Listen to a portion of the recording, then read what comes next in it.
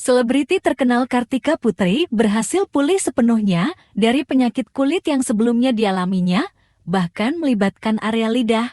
Setelah menjalani perawatan di Singapura, Kartika kini kembali ke Jakarta dengan keadaan kesehatan yang jauh lebih baik. Namun, perjalanan kesembuhan Kartika tidak terlepas dari sorotan negatif dokter Richard Lee, seorang dokter yang mengomentari pilihan Kartika untuk berobat di Singapura. Dalam responsnya, Kartika Putri dengan sikap santai menanggapi komentar-komentar kurang mengenakan tersebut. Ini namanya diambil pusing ya. Orang-orang yang berpikiran seperti itu berarti wawasannya kurang luas, pengetahuannya kurang luas, dan pastinya kurang punya empati, kurang punya rasa kemanusiaan yang tinggi gitu. Jadi buat aku tidak perlu aku kecil hati, karena yang paling penting adalah orang-orang yang terdekat aku, sahabat-sahabat aku, Allah, perhatiannya udah sangat luar biasa. Sedih, miris, karena dia kan background-nya seorang dokter. Harusnya dokter itu kan disumpah untuk memiliki rasa kemanusiaan yang tinggi, rasa empati yang tinggi, bukan melihat yang sakit malah diperolok.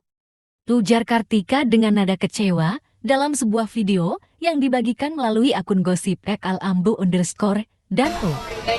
Tak berhenti di situ, Kartika Putri menyindir dengan lelucon terkait komentar dokter Richard Lee yang mencuatkan pemilihan Kartika untuk berobat di Singapura.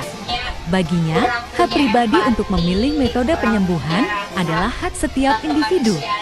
Lucunya mempermasalahkan aku berobat di Singapura, apakah dokternya bisa ngaji itu kan terlalu nyinyir buat aku, karena hak pribadi seseorang dalam memilih proses penyembuhan penyakitnya, tegas Kartika. Kartika Putri juga menegaskan bahwa memilih dokter yang tepat tidak terkait dengan kemampuan mengaji.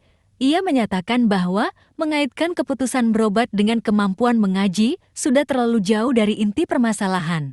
Kedua kriteria dalam memilih dokter itu kan yang paling penting dokter yang tepat. Kalau disangkut pautkan dengan mengaji buat aku itu udah sara banget, dia juga orang berpendidikan kan?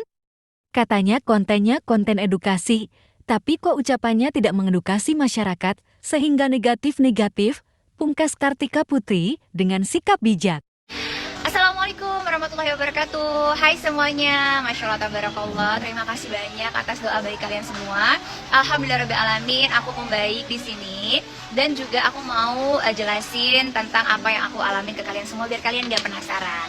Jadi subhanallah, aku memang sudah 5 tahun didiagnosa ada yang namanya autoimun. Buat teman-teman yang nggak tahu autoimun itu apa, autoimun itu sebenarnya ada salah dengan imun kita, yang harusnya imun itu menjaga kesehatan atau imunitas tubuh kita dari serangan luar, bakteri, virus, ataupun penyakit. Tapi karena ada kesalahpahaman di dalam tubuh kita tentang imun kita, sehingga dia justru membalik menyerang diri kita sendiri. Itu yang disebut yang namanya autoimun.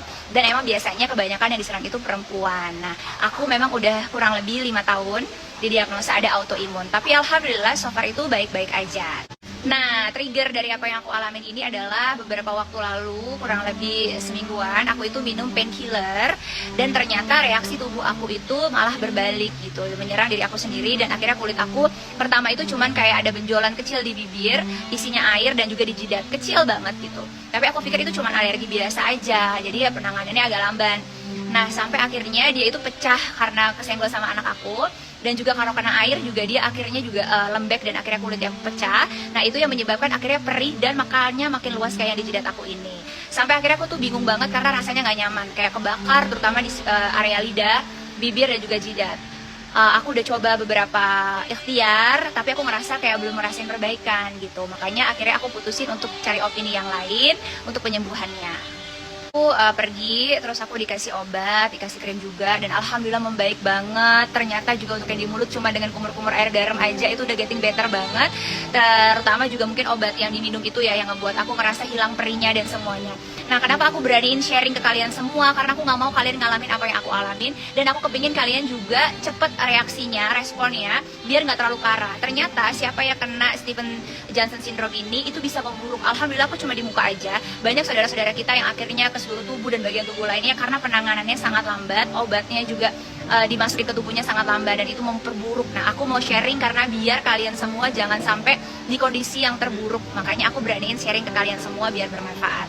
Nah, nanti obatnya dan lain sebagainya aku bakal sharing lebih lengkapnya lagi sama kalian semua, oke? Jadi buat semuanya udah jelas ya, kalau yang aku alamin ini namanya Steven Jackson Syndrome, which is itu normal banget, terutama buat orang yang punya autoimun. Dan mudah-mudahan bermanfaat, jaga kesehatan kalian, dan juga mudah-mudahan yang punya masalah yang sama dapat hikmah yang luar biasa dari apa yang aku alamin, sehingga nggak harus parah ke seluruh tubuh atau menjalar kemana-mana, dan penanganannya juga cepat. Karena Steven Jackson Syndrome ini kalau penanganan lama juga bisa mengakibatkan hal yang fatal dan lebih buruk lagi. Jadi aku beraniin share biar manfaat buat kalian semua, karena I love you so much, terutama untuk sesama pejuang autoimun. I love you, semangat semuanya. I love you so much.